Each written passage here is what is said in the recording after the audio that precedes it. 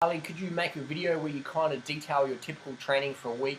I know you've referred to it generally a few times, but details would be nice. That's a good question. 1,500 calorie data right here. 1,500 calories. This is about 23 large veggie days. It's about 1,500 calories. Just a bit of water. Sugar.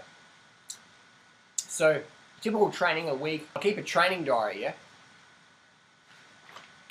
So here we have my training since January 2000. So if you ask me how many kilometers I cycled in August 2000, it's 1,090. In August 2003, it was 3,605. And if you ask me how many kilometers I did on the bicycle in March 2007, it was 0. I did 0 kilometers in March 2007. And then in September 2007, I rode 395 kilometers. And in February this year, I did 405 kilometers. So 100 Ks a week. So I can do 515 Ks in a day. So I did 405 just gone in February, so hardly anything.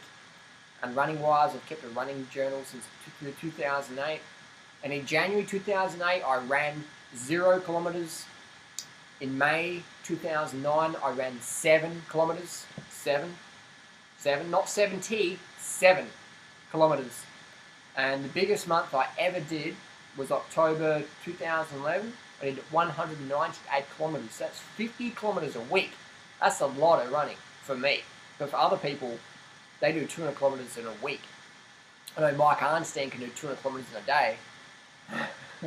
So what Mike Arnstein can do in a day takes me a whole month. And December 2008, I ran 30 kilometers. And last month, in 2012, in March, I ran 84 kilometers. So there we go. I can objectively say I trained fuck all.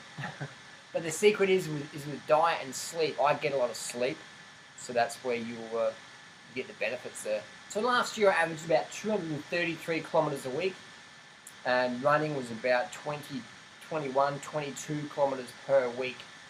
So that's really jack all.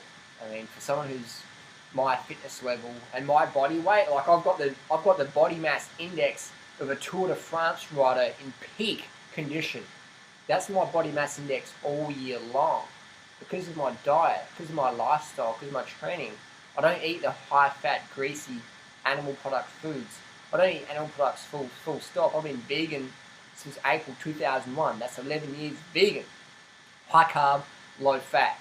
So when you do that, your body mass index you become like a lean Tour de France rider, especially if you do a little bit of cycling, not too much.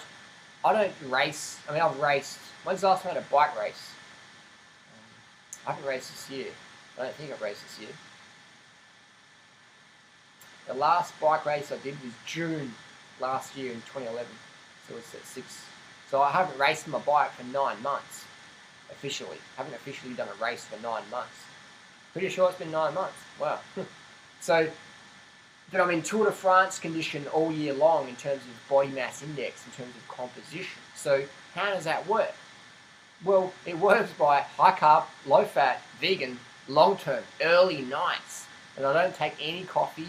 I haven't drunk a cup of coffee since October 1999. I don't need stimulants to function. And I don't starve myself. I eat, as we can see here, this 1,500 calorie snack here. This is a snack, a meal, you know.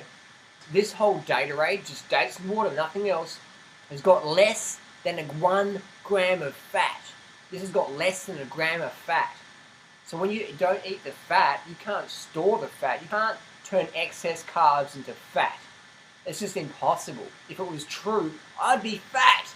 And last time I checked, I wasn't fat. So if you eat less fat, you're going to store less fat. The fat you eat is the fat you wear. So I encourage high calorie, high carb, low fat, vegan, with fruit being the focus, because fruit doesn't have all the added salt that can cause the fluid retention that people mistake as fat.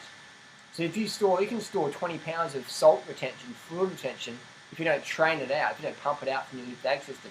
So then you go, oh, I'm getting fat from eating carbohydrates, but no. You're getting fat from all the fucking salt you add to your rice and pasta, and that's just storing as fluid retention.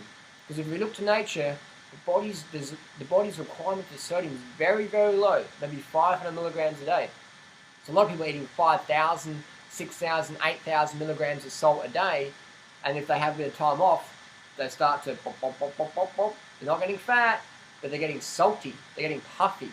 It looks the same as fat. It feels the same as fat. And people go, I'm getting fat, I'm getting fat. It's like, no, you're getting puffed up. You're getting edema.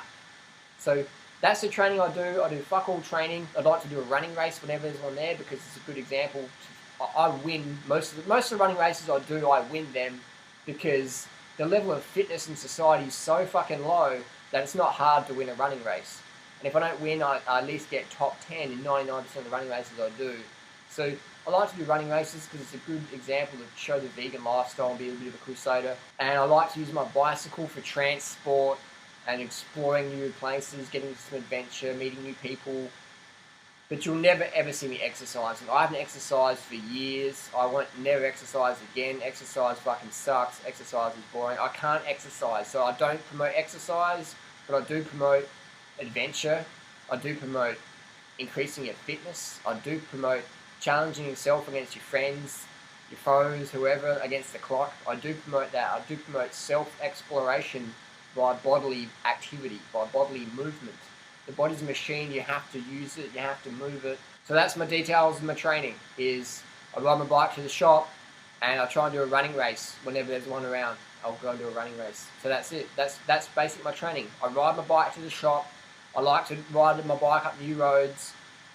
I like to run new places, and that's it. And it averages up about 233 kilometers a week of the year.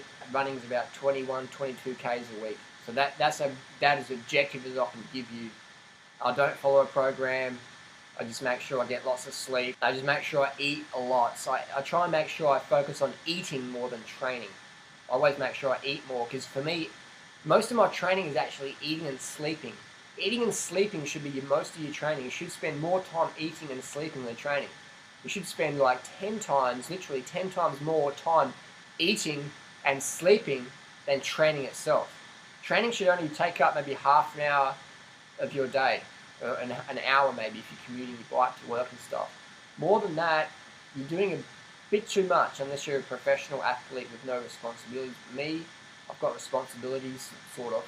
So I don't like to commit too much time to activity. Just enough to stay healthy and stay fit, but not too much. So that's it. There you go. Easy. Easy. Just live the adventure lifestyle. Don't forget to like, share, and subscribe to this video if you want to see more. Post your comments and questions down below. See you soon.